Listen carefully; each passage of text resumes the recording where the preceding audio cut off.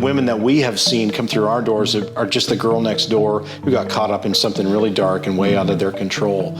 But apart from that, statistically in the United States, there's about 17,000 women that are transported into the United States specifically for sex trafficking every year. We're one of the highest destinations of any country in the world to take a person from an outside country into their country explicitly for sex trafficking. Hey, thanks for coming and checking out the Intentional Leadership Podcast. As you know, we work with global leaders trying to change the world, and usually it's for profit.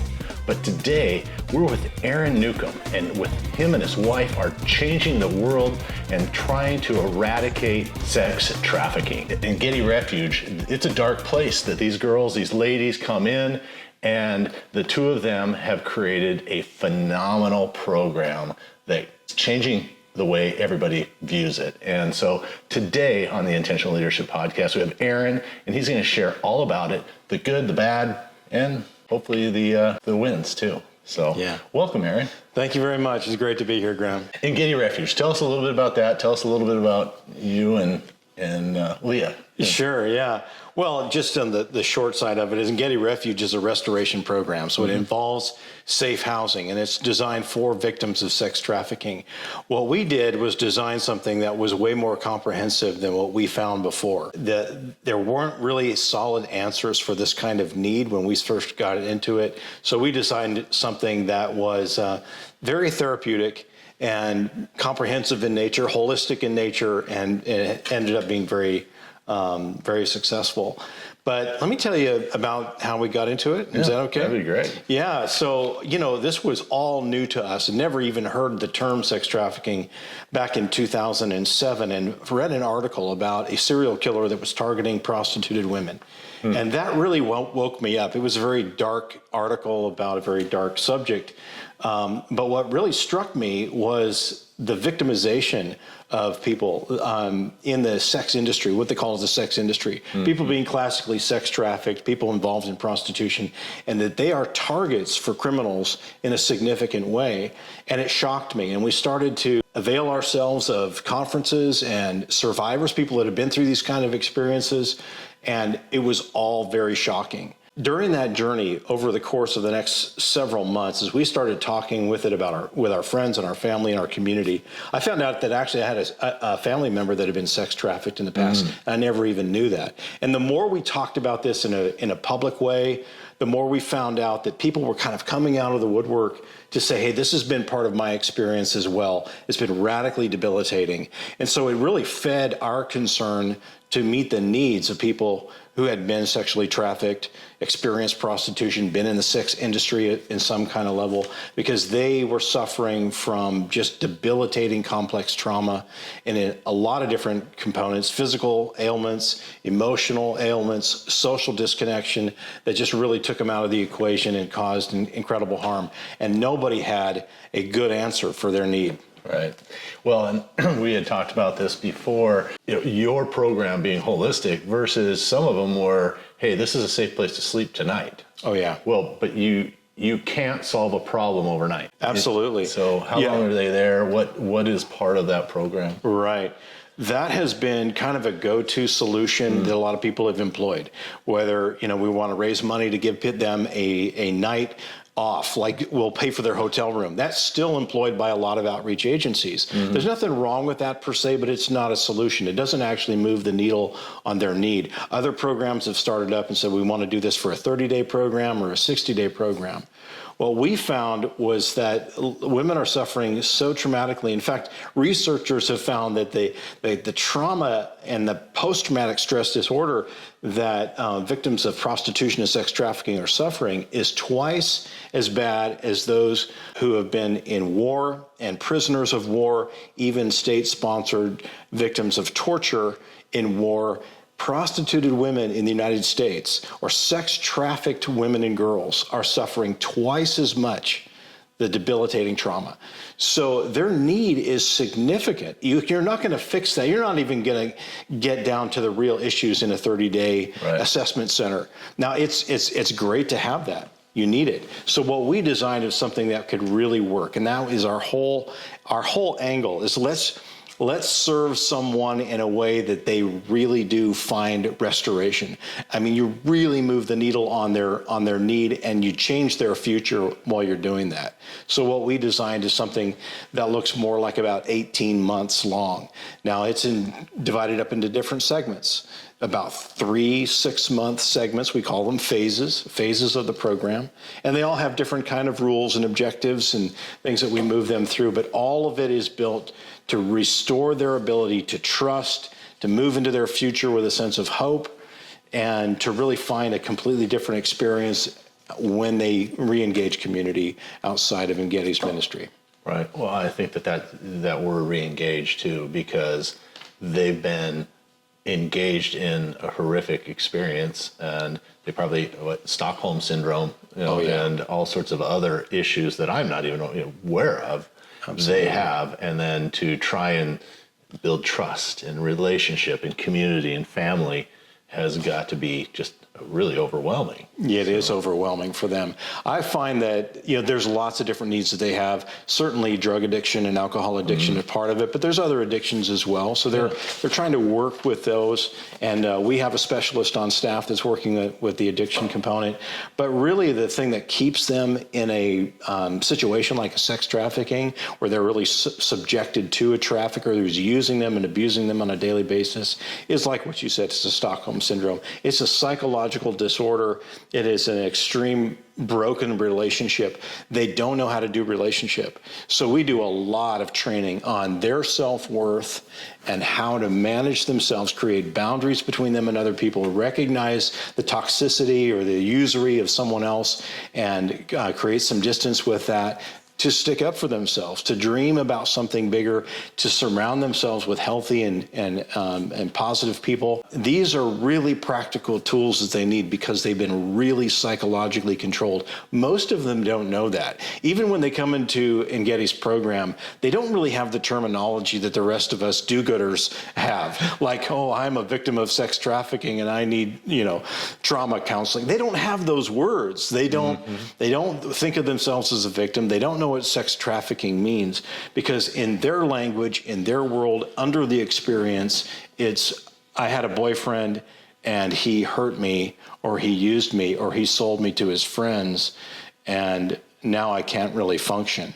So it's sometimes news to them that they've been the victim, literally, of an intentional crime.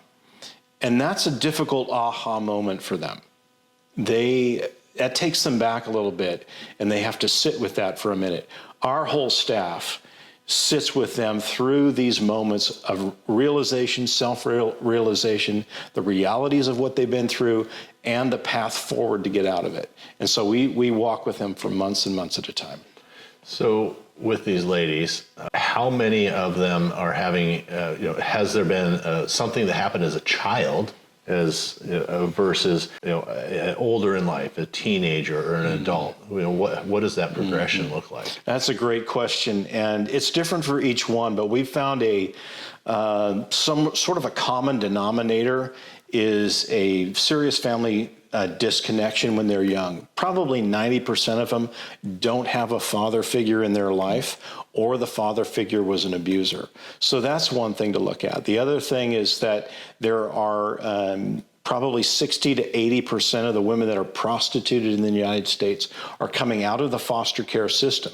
You've got a break in their nuclear family when they're young, and then they've been removed from the home because of abuse or neglect, and then they did not make a significant emotional connection with another family or a series of families in the foster care system, and so they ran out on their own. The abuse or the neglect caused a lot of emotional anxiety, maybe when they're young, at 5, 10 years old.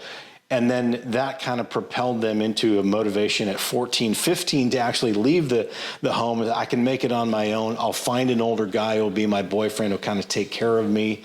And that person ends up betraying them in a very, very significant way and turns them out as a sexual commodity for his profit.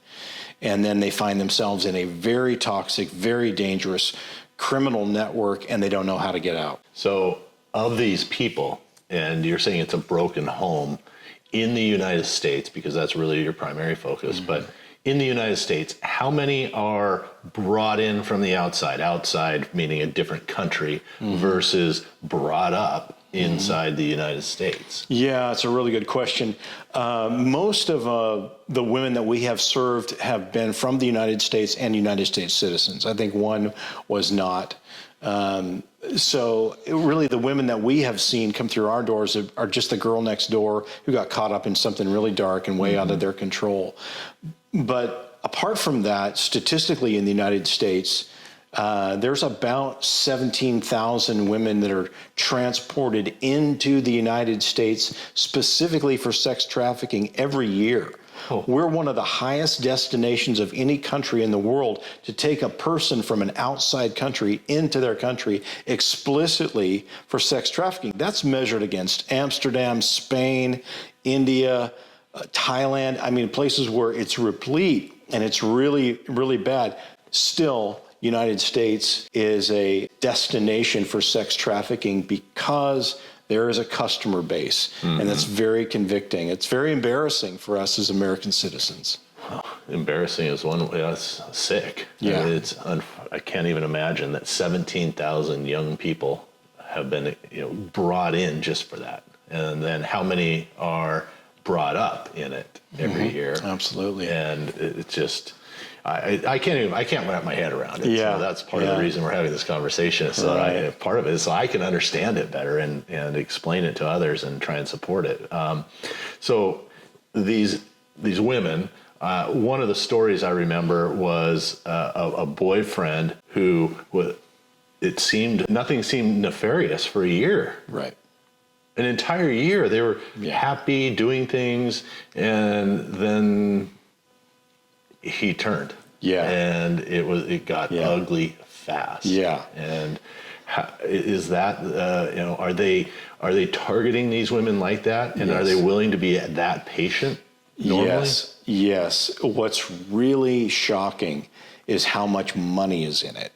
So, we've seen documentaries, we've talked to people and read some things and talked to the victims and found out that, a man can control, say, 4 or 5 women over the course of a year and make over $1 million tax-free. What? Just controlling them for sex trafficking. He's just simply arranging. I mean, he has to feed them and clothe them, put them up in hotels. But the money he makes, he can get each one of them to turn 6 to 10 or sometimes more, sometimes 15 different tricks a day. Each one of them about 6 days a week, all year long. And it's all under the table cash. Wow. It's an incredible incentive. And so he will do things like that, where he will be boyfriend and he will even seem nice and generous for a significant period of time. It can be months. In this one case that, we both heard, it was about a year before he turns the tables and he makes her, obligated or feel obligated to him to succumb to his dark agenda.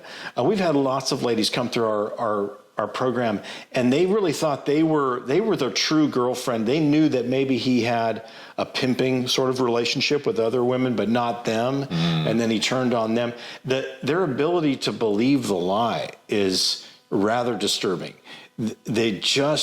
It's kind of that Stockholm syndrome thing where you want to believe the best because you need to feel that they have good intention for you. So he'll keep playing into that. A trafficker will just keep playing into that. And he will condition her to obligation, even if it takes months, and then eventually turn on her because he knows that if he can control her, if he has her scared and she's obligated to him and she really feels that, he can traffic her for years and make millions. That's just that's so disturbing on all levels. Many levels.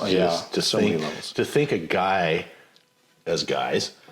a guy that would even go through your head is mind blowing. And then to think, and then the fact that a lady, unfortunately, has been put down, not part of a family, not part of a community, so that she's been repressed so long that she's going to believe that. I mean, both. It's sad. I have a hard time even understanding it. And so these are the stories you're dealing with Engedi. And these ladies are coming in, and are they coming from other organizations ever, or are they coming on their own? How are they finding you? Because if they've really had somebody's thumb on them for years, how do they finally just wake up and go, gee, I want to be free? That is a great question. So usually we find them in a place of desperation. Sure. They have to get away, and sometimes away just means in a bathroom with a phone that their trafficker is not tracking for a few minutes. But oftentimes they have taken the step to actually physically leave his presence, leave his house, leave his control, leave his car, whatever it looks like. And then they're on the run. While they're on the run, they're looking for help. So they usually don't trust law enforcement, even though law enforcement is aware of Engedi Refuge. They can contact us, and they have, usually when they do a sting operation, and they're looking for resources to help this person who's obviously been victimized. But if the victim is on their own and looking for resources, they find resource when they go to a hospital, domestic violence shelter, a homeless shelter, or another outreach agency. There are agencies that are doing really good work that are in most large cities that are really trying to contact these people and help resource them with a place to go. Those places either know about Engedi Refuge personally, or they know of agencies like ours, and we stay in relationship with other agencies that provide residential care or part-time, shelter care all around the country. And we network with each other. It's like it's not all that loosely connected. We actually kind of organized a pretty good alliance of care providers around the country. We are part of that, and we all communicate with each other because everybody's desperate for resources. Anyway, a lady can find an outreach group that may be aware of this kind of thing and can provide an advocate. Those advocates can find placement for them in a place like Engedi Refuge and often provide transportation for them. All they need to do is call us, and our information is out there, and of course it's on the internet. The internet has really changed everything in terms of victim care as well, because people can find not only resources themselves just by doing a Google search, or their family members can, or an advocate that's doing research for them, and they can. It's not too hard to find us or to find who we're associated with. So there's something that caused them to be completely desperate and an act of desperation. They're reaching out, and at the same time, they've most likely had an advocate. And it could be a family member, it could be an outside person that they've come into contact with that lent them a phone on the street, whatever it might be. So they come to you, and you have these various phases, and we can kind of go through those. How long are they with you? What's that process? How do you onboard someone? And I mean, I hate to say it, but you're kind of an old dude. Do you have people that are, that don't quite look like you? Do the onboarding. I think you would scare them. I mean, I would scare them. I mean, it's just, it's nothing negative. No, it's absolutely You are true. Adorable, but you would scare them. That's true. Thanks for bringing up the elephant in the room. The scary Aaron has invited them into his care. No. That is a great question. And they are traumatized. And so, of course, I am really the only man on staff. My wife and I founded Engedi Refuge, and so we are the co-founders and the directors, and we have different roles. So I'm the executive director that kind of deals with kind of large picture stuff, vision and funding and facilities and whatnot. Leah, my wife, handles the operations, and under her is a staff of another 10 or 11 ladies. And so when someone reaches out to us and says, hey, I need some help, they're going to get on the phone with probably my wife, who's the director of operations, or my daughter, who's the case manager. And so they're going to get a woman on the phone, and we're just going to ask some simple questions and kind of assess if it's a good fit for them. Are they ready for a long-term program? Some people are looking for a really quick fix. I just need a place to stay tonight or the next 3 nights, but they really don't intend to get out of it. They just need to get a break or, kind of escape one person, but they're not really what we call done. But if they give us an indication that they really want some help and they're ready for some long-term care, we're their place. We're their go-to agency, and they're really a good candidate. We'll make sure that they get transportation to us, and we will meet them. When they come to Engedi, they don't meet me, first off. I don't want to scare anybody. No, but but they will meet our staff. We're very gentle and polite. We meet them with a welcome basket. We have volunteers that prepare these wonderful welcome baskets with all kinds of gifts and good things for them. They have their own room at our safe house. And so they're welcome to stay actually in our safe house for a week and just assess whether this is a good program for them. So they get to participate with us before they kind of sign on the dotted line. Then after a week, we do an assessment with them and say, hey, is this really what you want? You feel safe? You feel okay? And if they do, and most of them do, they agree to stay for a 6-month program. And that's our phase 1 program. And that is all about physical safety and emotional stability. There's lots of other components that go into it, but everything is moving toward that objective. They need to experience safety and a sense of calm and peace. And then begin to get perspective through the lots of different things that they will receive in our program, like trauma-focused therapy and addiction recovery and skill development and emotional assessment, family assessment, skill development on an interpersonal level, conflict resolution, kind of family dynamics, employment readiness. We just look at a lot of different topics. And they get a chance to really kind of unpack their experience. What we ask of them in that phase 1 is that they surrender their cell phone. And the reason is we can't have anything with a tracking device in our secure location safe house. So that because they're traffickers, that's the way they control them, is through their cell phone. That requires a little bit of desperation on their part that, like, I really understand that my safety is at risk and everyone else in that safe house, their safety is at risk. And so I have to be willing to surrender that. I mean, we don't throw it away. We keep it in a secure, locked file in a different location.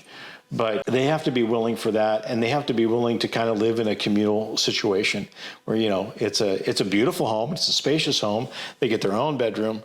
And lots of privileges, but it is shared living, shared meals, and things like that. And it's a program. But if they've been hurt significantly and usually they feel like their life is over, like somebody has tried to take them out, maybe they have attempted suicide a few times, their emotional desperation is very high.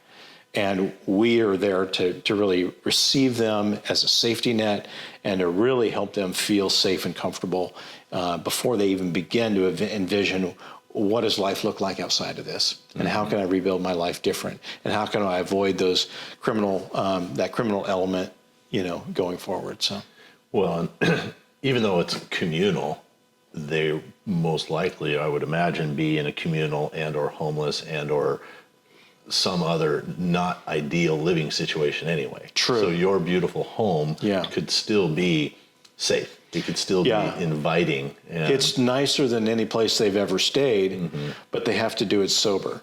Yeah. And you wouldn't believe what a big thing that is to swallow. Like, I'm going to have to feel my feelings and think about what just happened to me the last 2 or 3 years. And I can't drink anything, alcohol, I can't take any pills, I can't smoke anything. Oh my goodness. Yeah. It's hard, Oh, that's hard. Oh my gosh. For people that are addicted to those. Oh man. I can't even imagine if you're addicted to a drug or alcohol or something, and you're trying to escape something, that you're going to instantly quit your medication. Yeah. I mean, it's really, really hard. That would be really hard. Yeah. But their trauma often drives the addiction. They're trying to numb that pain and forget those memories really bad. So when they're with Engedi Refuge, no more pain and no more abuse, but no more numbing those feelings either. We want to give them the skills that they need to feel their feelings, to manage it, to walk through it, to overcome it, and to figure out how to do their life without that kind of a crutch. So they come in, they have a first week as an assessment, yes or no, they join, then it's the first one is 6 months? 6 months. 6 months. So they're on site, living with you for 6 months, going through a very structured and daily routine. Is that 7 days a week? Do they get to go to the park, or do they leave the grounds? What is that? Yeah, really good question. What freedoms do they have? Per se? Yeah, it's kind of incremental. The first 30 days is kind of a communication shutdown where we don't want you to communicate with anyone outside of this because everyone they know is dangerous. Yep. And then if you're okay with those rules and you comply, we also get from them a safe person. We try to vet that person so that they've got a lifeline. Mm-hmm. Now they don't have their own personal phone with them, but they can, under the supervision of the house manager, make a phone call to a vetted, safe person, and call out and just let, say it's their mom. It's not always their mom, but their mom, no, she can't tell them where she is specifically, but she can tell them she's okay. And she can, have some kind of family connection or relationship connection that makes her feel safe. Those communication barriers get relaxed the more that they're in the program. Same with going for walks. They can always go on a walk with a staff member or a volunteer. Later on in the program, they can go with other residents as well, when they got 3 or 4 months under their belt, just to make sure that they're safe so they don't relapse or kind of grab some stranger's phone and make a really inappropriate phone call or tell anybody specifically where the safe house is. We want to be sure that they're following some safety protocol that's good for them and it's good for everybody else in the house. But it's an ongoing experience for them where their program is 5 days a week. That's right at the learning center. So they're in 2 locations. They're living in the safe house, and then a few miles away is what we call a learning center, and that's our ministry campus. Basically, it's a 3-acre property that has a couple of different commercial buildings on it. One is a counseling center, and one is offices and classrooms, and they go there Monday through Friday, basically to simulate going to college or having a job. Basically, 9:30 to 3 Monday through Friday. When they go home, they've got responsibilities in terms of chores, food prep, their own laundry. Then there's social engagements that they do. The manager will take them to the library, the gym, shopping, or just out. They get out and about, but they're supervised and they're kind of doing it, group activities. So it feeds good community and keeps them safe from the drugs and from people that are trying to take advantage of them or hurt them.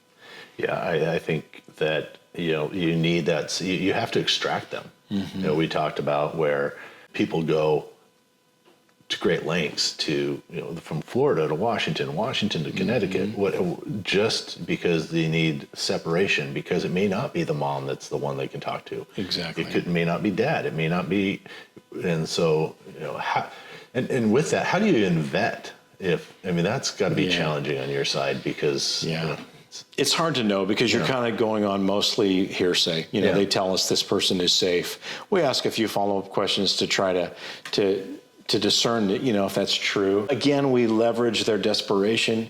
They're not going to submit to the phase 1 protocol if they're not really kind of scared for their life, because otherwise it's kind of a high bar. Anyway, we leverage that. We do the best we can to discern that they're telling us the truth, that they're not talking to somebody. And there's some danger signs to look for, but, we work with them to establish a safety protocol that's really good for them, something that they can lean into. And, when they get to the end of phase 1 and they've kind of experienced this sense of security, they've been through some deep trauma therapy. They get like an hour a week with a trauma therapist for like most of the time that they're with Engedi Refuge. So when they get to the end of that, they have the chance of applying for phase 2. So it's not an automatic, because phase 2 is kind of like a hard right turn. Like, this has all been this incubator of safety and goodness. And now we're going to, phase 2, we're going to prepare you for independent living. So they move on to the ministry campus into the phase 2 house. Again, it's another 6-month program.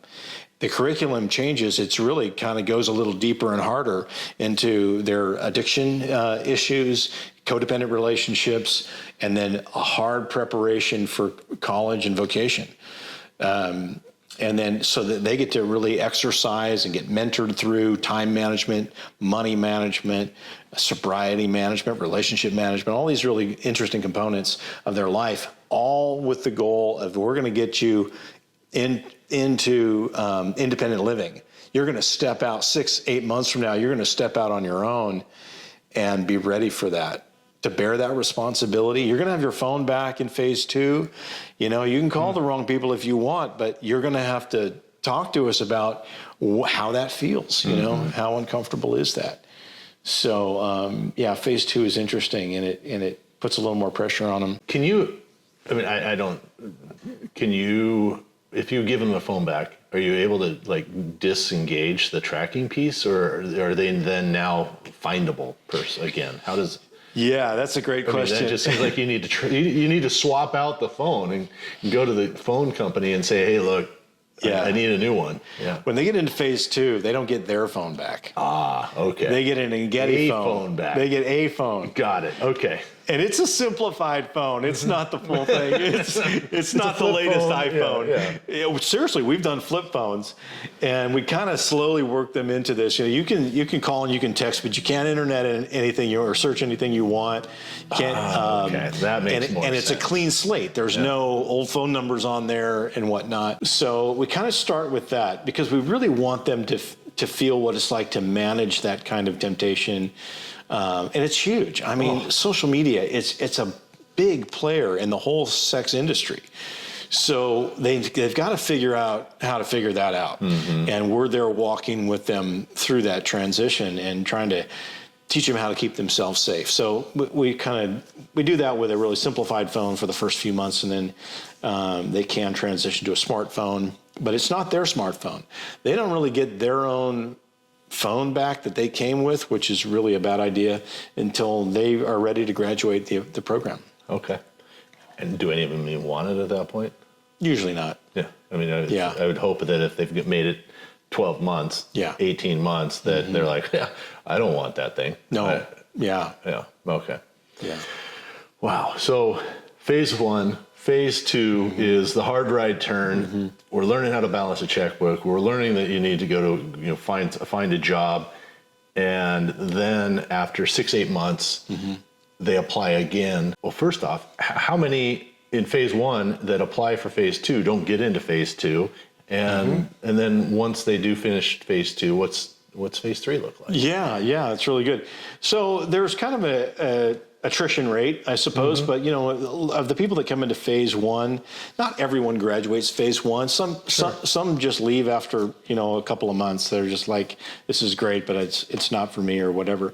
So not everybody makes it all the way through the phase 1 and wants phase 2, but I would say there's probably 60 or 70% that make it through phase 1 and want to go into phase 2. And it's rare the ones that we don't allow into phase 2. Sometimes they're just not ready for that kind of a thing. There are certain issues they're coming up against that really they're not ready for that. But that's pretty rare. Most of them that apply for it really want it and they're ready, and then they don't know how much they're not ready until they get into it, and they go, man, this is a lot. Most of them say that, you know, when they get into phase 2, this is hard. That was this easy. is hard. Yeah, because there's a lot more people in phase 1 that are sort of carrying you, and we're just taking all the burden off of them. In phase 2, not only are they going to do the curriculum, but they're required to get a part-time job. So now you've got money, and you got to help manage money. And so they're juggling, you know, basically school and employment, and then they're being mentored through all these different skills. And so they're accountable on multiple levels. All of that is good. None of that is comfortable, but they really need it. So then if they go into phase 3, and then the attrition rate goes down, by this time, if you've been in a program that's controlled at any level, you know, for a year, you're done being in a program. I mean, it's, you know what I mean? It's not the picture of freedom per se, and people are kind of hungry for that. But some really want to move on to phase 3 because we have a lot to offer on a lot of different levels. And phase 3 is really investing in their spiritual journey. So if they come and they've connected with God and they're like, I really want to know how to walk my walk in life with God, with some sense of faith, what does that even look like? A lot of them have found some sort of a connection with God, found that supernatural redemption in their life, and they're like, man, I want to kind of incorporate this in my life. We walk them through that journey with a lot of great curriculum, a lot of great mentors that talk to them and pray with them through those things. But we also require them to give back. So if they're in phase 3, they've got to participate as leaders now in what's called peer mentoring. And so they're going to go back once a week and they're going to lead a discussion with the phase 1 ladies called peer mentoring, and they're the teacher. They're the expert. They're the ones showing the ones that are just kind of fresh off the street what it looks like to be clean and sober and giving back, 12, 14, 16 months in. And that's really powerful. They also are required to volunteer in the community, just find another charity or a church or somewhere where they can give back to somebody else's need. So it's a spiritual journey.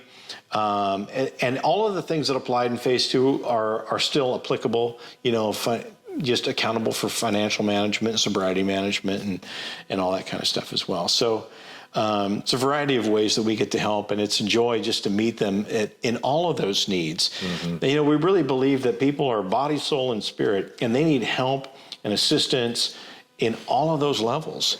And they have been hurt in their body, in their mind, and in their spirit in significant ways. And so we're there to lift them up and to give them a positive experience, help them get on their feet. I think this is the kind of restoration work that is so critical for anyone that's been hurt or just left in the margins and dysfunctional in a lot of ways. It would work for anybody that suffered from drug addiction, anyone that has suffered even from a number of mental challenges, someone that's been incarcerated. Lots of different scenarios where this kind of comprehensive program serves the need well and gets them back engaged in the community in a really positive way. Mm-hmm. I think that's what's necessary. And we have seen this work to over a 90% success rate in all of the years that we've been operational now since 2013. This has been over a 90% success rate, and giving them the tools they need to not be re-exploited. That is unheard of. We are in relationship with agencies all over the country, and most, will say their success rate is 30, 40% at the worst. We've, heard of one other on the East Coast. It's about 80%. Nobody has touched the 90% mark, but Engedi Refuge has been consistent. So I think the things that we have in play are really, really working. And we love to train other agencies to do what we do. Well, if you're at 90% and the next closest is at 40, you have something to show and to teach. And so if you have the ability to do that and share, then imagine the change. Yeah. And that opens up a whole lot of questions. Your success rate's a whole lot higher than the standard, the normal. And with the success rate, is there a cost that is different than, say, something less? Or is it part of the is it because you're bringing them in, you're bringing them to church on Sunday? Why is it different? Mm-hmm. That's a great question. I love to kind of brag on our people and our system. Right. I think we had the grace to look at the whole picture in a better way, I think, than a lot of other agencies did. A lot of people just kind of pigeonhole what is the one need we can meet. Mm-hmm. Leah and I started this with the question, how could we bring holistic restoration? We started with the question, what do they need? Not what can we give?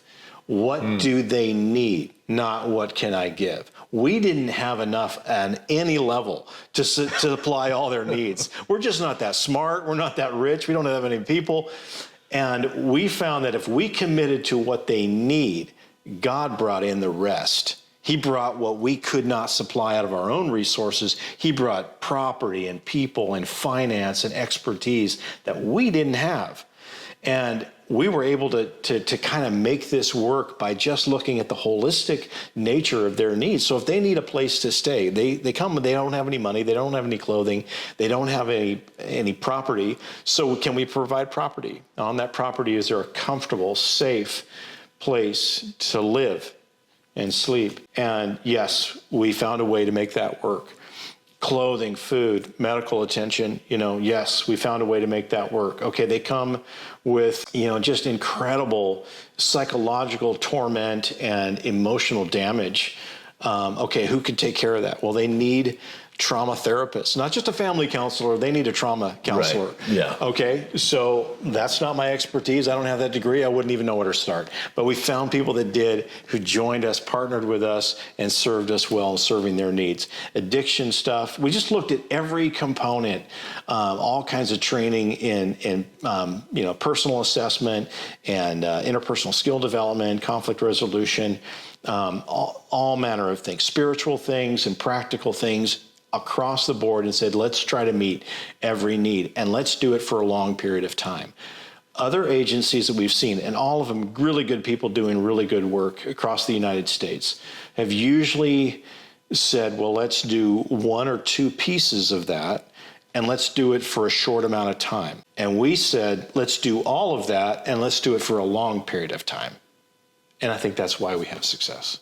I agree. So you're doing all the things for a long period of time. Yeah. Because you think about no matter what you do in life, whether it's easy, comes natural, the only way to improve is to continue to do it over and over and over again. And they're going against the tide. They're going against a history, a long pushback. Yeah. And to break through that, you can't do it quickly. No. And you can't do it one piece at a time. And so that makes complete sense why you would have higher success. Now, there's a cost to that. How much does it cost every year to have someone, and one of the questions I had before for you was, well, what about jail? What about prison versus your program versus some other program? And obviously a 30-day program is going to be less expensive than a year-long program or a 6-month program. But what does it look like? Actually not. No? If you do the numbers, and I've done some of the numbers, because I'm always trying to figure out, like, are we just, is this crazy because we're charging too much? There's nothing to charge. That's the thing. We have this incredible service. We can't charge any insurance company for this. I mean, there's no one to invoice. So it really is a charitable work that requires the investment of the public. And so that's a big job, is to kind of get everybody on board. But just to understand the numbers, like on a monthly breakdown, if you send somebody to an inpatient drug rehab, which is really, really common, right? Now, in the state of Washington, that's over $56,000 a month for a 30-day program. Wow. Now, they were reporting online a less than 50% success rate, which is kind of high. Just a few years ago, they were reporting about a 5% success rate. So they made a jump, and I don't know where they got their numbers per se, but it costs $56,000 a month. Maybe less than half are going to stay sober coming out of that experience. It's a really great experience. They teach you some really good skills. And that's just really touching one issue. That doesn't touch the psychological issues, the financial issues, the relationship issues, on and on and on. There's layers of stuff that people are suffering from. But it can touch the drug addiction just kind of as an isolated thing for $56,000 a month. Whereas, Engedi's program is holistic, and we're coming in at about $7,500 a month per person. So 56,000 versus 7,500. Okay. Do the math. Yeah. And we're doing all of it. So they're not just getting sober at Engedi. Right. They're getting trauma therapy. They're fixing relationships. Some of the inner work that has stirred all of these other dysfunctions, which become vulnerabilities, which make them subject to crime. So we're working on everything for a lot less. Even if you went to like a behavioral therapy facility, which is, basically a nice term for a psych ward. Yeah. Okay. About $30,000 a month. So again, considerably higher than ours. Wow. To be in a place where they're probably going to medicate you and just try to get you to not hurt yourself. It really is not rebuilding their lives or with the hope of moving into independent living, or everything Engedi is doing is moving into independent living. So, and even other agencies that do what we do are nearly twice as expensive as what Engedi is. So we have really figured out a way, not just because we're so smart, but because we have a really generous community that has provided facilities free of charge and just a lot of gifts in kind, ways of supporting that are not just cash, that enhance the experience and provide for the needs. And we're able to do this very cheaply, basically, and super successfully. Yeah. Well, I think I just met somebody that brings birthday gifts. Yeah. None of the women have ever received a birthday gift. I thought, yeah, it's something you don't think about. That never. That's a long time. Yeah. And so it's really sad. And so she does it out of the goodness of her heart. Yeah. She just comes in and creates a birthday moment. Yeah. And so you get enough people like that are donating. So that really goes a long way towards the restoration. I think one thing we didn't really cover, and we've touched on it and danced around it a little bit, but something that people might want to understand is the levels of, you're at restoration. And then were there 3 or 4 spots? There's intervention and prevention and... I think there's 3 in my mind. Okay. I couldn't remember. Some people have 4. Oh, okay. So there's 3: prevention, intervention, and restoration. Yeah. Hey. Yeah. I was listening. That was pretty good. Yeah. That'll go. Okay. Yeah. So we've picked the hard part. You're in the restoration We're business. in the restoration business. Yeah. Because even if you do prevention, it will take a long time to prevent this. If you're moving upstream and you're like, this should never happen. That is absolutely true. And actually, perfect case scenario, this could stop tomorrow. Sex trafficking could stop tomorrow. If every person on the planet said, I will not purchase someone, I will not use someone in this kind of a way, it would just dry up tomorrow. Even if it did dry up tomorrow, you have millions of people who have suffered this already, and the psychological damage and the physical damage is already in play. Mm-hmm. There is a tremendous need for the restoration work. Intervention is super important. Like, if we don't have an intervention piece, a realistic, a credible threat to somebody who's actually pimping or trafficking other people, or to guys that are buying these women and actually doing the hurting and participating in this, you've got to intervene in their life. That's also a dangerous piece, so usually law enforcement has to be involved, but families and communities can be involved in that too, in kind of social intervention, just challenging people on their behavior and what it's doing to other people. That is super, super important. Even if we got good at that overnight and the whole world just started intervening on everybody else, again, you still have millions and millions of people that are suffering. So restoration, you can't walk away. And even if you intervene, I had conversations with law enforcement early on, and they're like, well, we just got to get in there and rescue these ladies, or these girls from sex trafficking and these truck stops and whatnot across America. And I say, great, what are you going to do the next day? And they're like, well, I don't know. I said, well, are you going to take them where? To jail? You think that'll help? Well, no. Are you going to take them home to your wife? I don't think she'd put up with that. Mm-hmm. I mean, this is kind of high need. I said, so if you don't have restoration figured out, you have nowhere to go with your intervention. So I think as a society, it behooves us to embrace the kind of radical compassion it takes and a commitment to restore the life of someone who's already been hurt.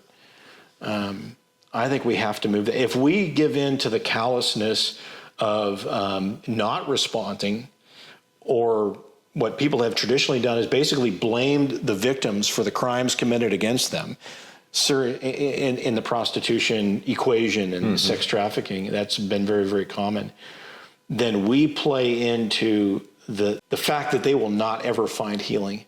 Because, and even researchers and psychologists will have stated this, is that what a victim of this kind of abuse needs is a radical expression of social justice and compassion. There has to be somebody, and really a whole community of people that stand up and say, what you experienced was wrong, and we will stand with you and stand between you and the abuser.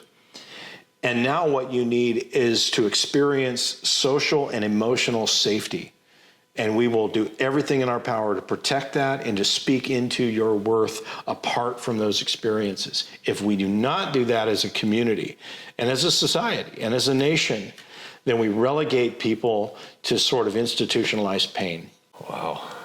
Yeah. And we need those people that are intercessors, right? We need people like you that are going to stand in organizations like you, to stand in between that person. That's the gap you're filling, is you're the protector. Yeah. You're creating a safe place. Yeah. you're supporting them, loving them, that they've never felt that before, most likely. Yeah. And without that, I'd love to think, oh, gee, we're going to fix this. Mm-hmm. You get idealistic, mm-hmm. But we have to do it community by community. Yeah. I think we could do it community by community and make a movement. I think this could change mm-hmm. across the United States rapidly mm-hmm. with the right intention and support. Mm-hmm. And then it could go globally. I have no doubt. But so community-wise, is there a size of a community that would be ideal for you to, let's just pick Seattle or Vancouver or Los Angeles on the West Coast. Are they too big to have a facility like yours?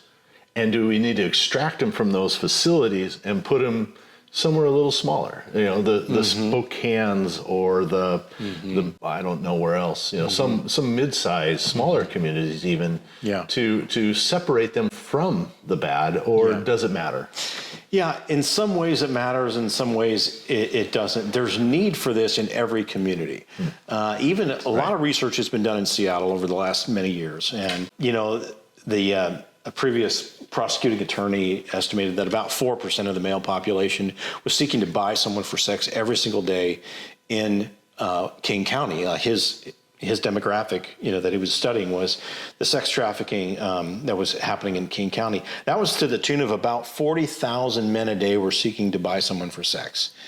The victims that they could calculate, and this is a little bit extrapolated, was about 3,500 victims on a daily basis, just in King County. But what was disturbing is he said this is all moving to small town America. The numbers aren't any different. So you can just extrapolate those things. There is a customer base that is being fed largely by the porn industry and accommodated by the sex industry that goes to small town America, big cities, doesn't matter. The internet is the market interplay. Mm-hmm. So, you can order someone like a pizza and have them delivered to your car or your house in 30 minutes, pretty much anywhere in the United States. But your question is around the safety net. Wow. So the thing is that there's just lots and lots of people that are trafficked all across the United States. The thing about finding safety and restoration, and as you get a community of people, you need a large enough community of people to be able to afford this. But funding can come across, county lines and state lines easily, and it should. Find what's working, and let's fund the agency that's really making a difference, and let's train every agency to make a difference. Now, when you're talking about serving people, if I'm, Engedi has kind of figured out something that's really, really kind of a sweet spot, and that is we did not establish ourselves in downtown Seattle. A lot of sex trafficking happens in downtown Seattle. Well, there's sex trafficking that happens here locally as well. We're in kind of a small town area, but we're 2 hours drive away, mm-hmm. and that's a great buffer zone. Let's just get someone out of sight, out of mind, so it's not easy for them to relapse and go back to their trafficker. If their trafficker lived a mile away from their safe house, and they're having a bad day, they feel uncomfortable, they're craving the heroin or the coke or whatever they were on, they could go back, they could be with him in 10 minutes. Mm-hmm. If you're a 2 hour drive away, you have time to think about it. And that really works to their advantage to stay committed to their program. It also gives them a little bit of distance of unfamiliarity where their trafficker is like, I don't really know anything that's going on in that small town. So if you've got a community of people that's supporting an agency like Engedi Refuge, maybe in a small town, doesn't have to be in a small town, but in an area, and you can remove people from the trafficking scenario a good distance away, that's a good recipe for success. What we find from women that we serve is they kind of take that logic to the extreme. We have had ladies call us from, Florida and Alabama, and they're like, I want to get as far away as I can, still be in the United States. Mm-hmm. So, get me to Washington State, because I want to be sure that my trafficker can't find me. If he's got to go 2,000 or 3,000 miles away, he's never going to make the effort. And they're really scared that he will. Mm-hmm. And that's not an unsubstantiated threat, actually. So I think we all have to learn that. And I think we all are that are, developing these service agencies that distance is our friend, and we need to leverage that. But I'm interested in establishing a community of people. Like, I get to not just be on the grounds kind of dealing with the day-to-day with the ladies, but also working with the community big picture. And that, do we have business partners that can provide services and products and employment opportunities for our ladies? I can engage the faith community. Have we got people that are volunteering, giving finances, praying for us? Then we need the spiritual intercession, right?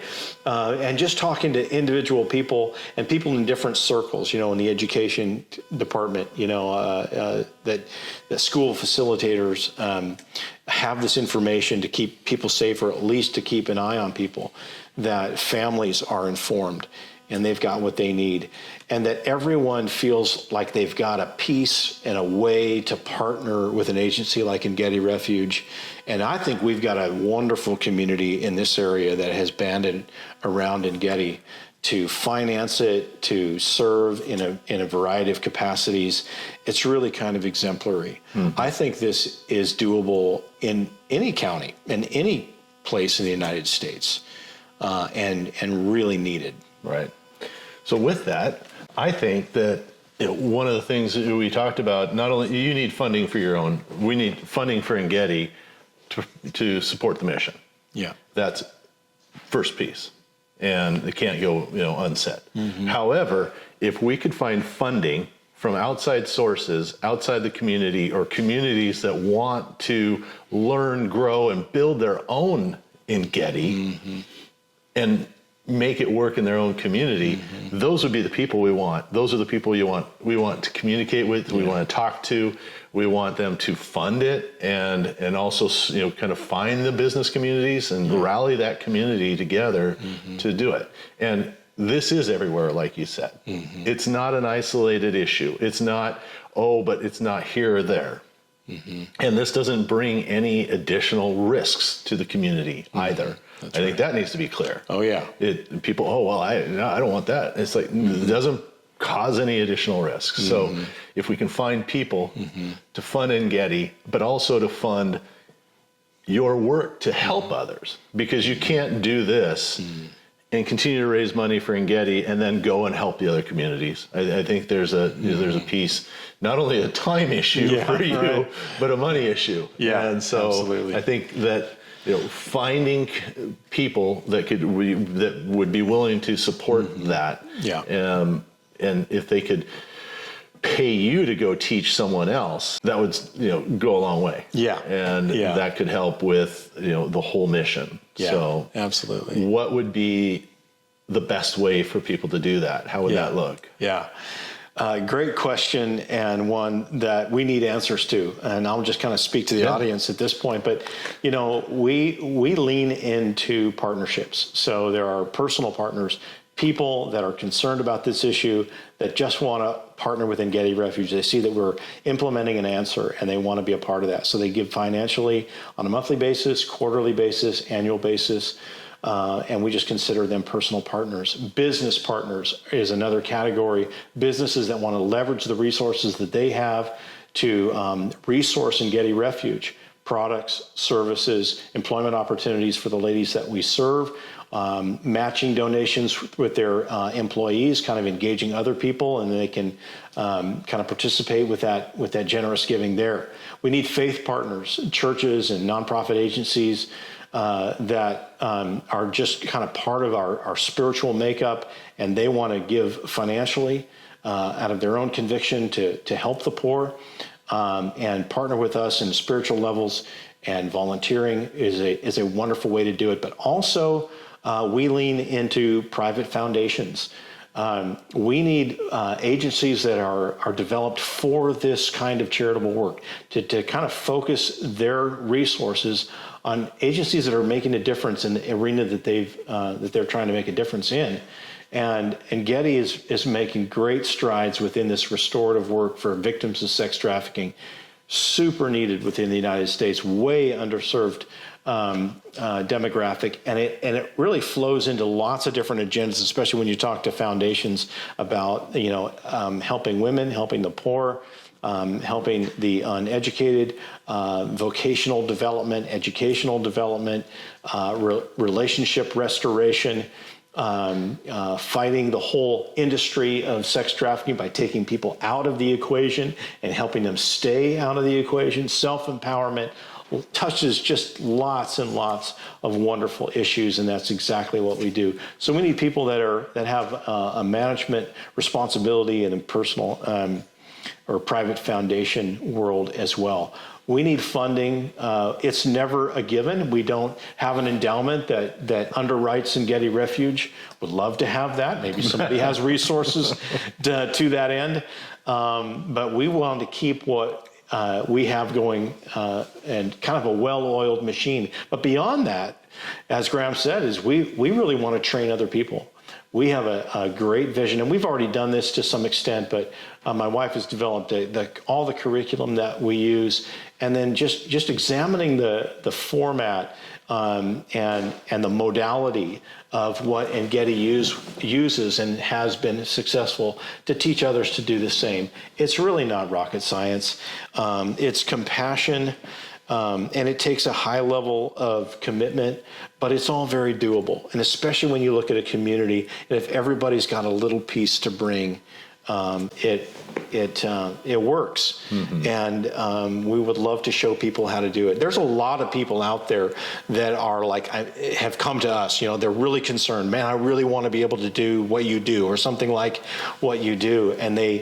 And they seem to fumble with a lot of different aspects. I can't find, it's just so multifaceted, the properties and the finance and the staff and then the curriculum, what do you actually do with people and then everything. We've been able to kind of figure it out, sort of build this thing as we went over the last many years. But we want to share that with others, and we can. And we've done the trainings, and we want to leverage our time and our resources to do a lot more training. Because there's a lot of good, well-meaning people that want to pull this off, and they just need some help. And we can do that.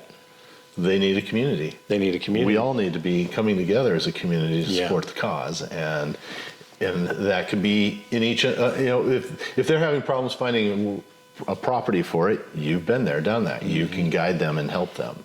If you need curriculum, that's the easy part for you to share because Leah's created it. It's done. Yeah. And so there may be unique location pieces or something along the way, or something because of just a county rules regulate, whatever it might be that might be unique. But big picture, all the way down to the program level, you've been there, done that, and you can help everybody. Yeah. And I think, to me, yes, I love Engedi. We'll support it, continue to support, and we want it to flourish here locally. But also, I just have this, like you, I want this to be a nationwide, huge impact nationwide. That's what I'm trying to say. It's just tongue-tied with that because I think that it could just change the lives of so many young ladies. And, as dads of daughters, it's like, yes, absolutely.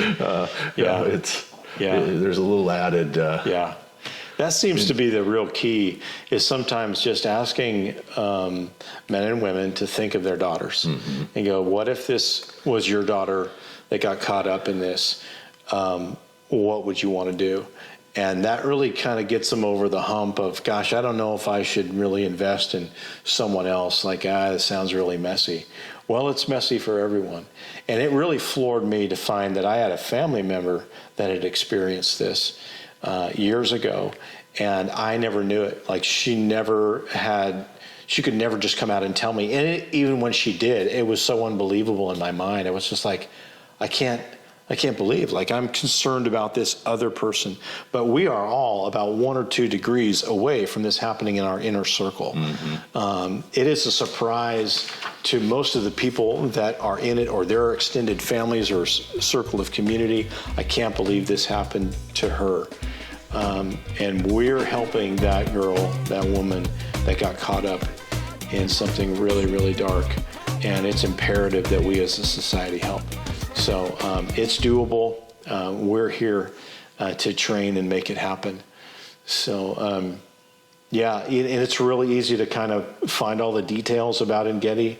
Our website is engedirefuge.com.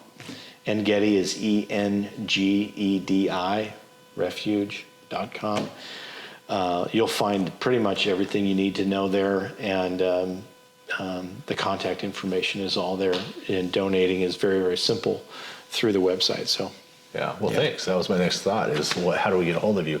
And I'll share that in the show notes so that they're there. It's easy. Just click the link, go to Engedi, and it's easy to donate, contact you if you want to try and bring this to your community. Yeah. You can do that. And so this is a dark topic, not my normal conversation that we have with business leaders like yourself who have taken leadership to a whole nother level to just give and give and give and create a business that doesn't charge and just improve the lives of so many young women. And we thank you for that. Yeah. We continue to support and love you for that. Yeah. And thanks for listening. Please click the link, try and bring it to your community, and also support Engedi Refuge. Thank you. Thanks.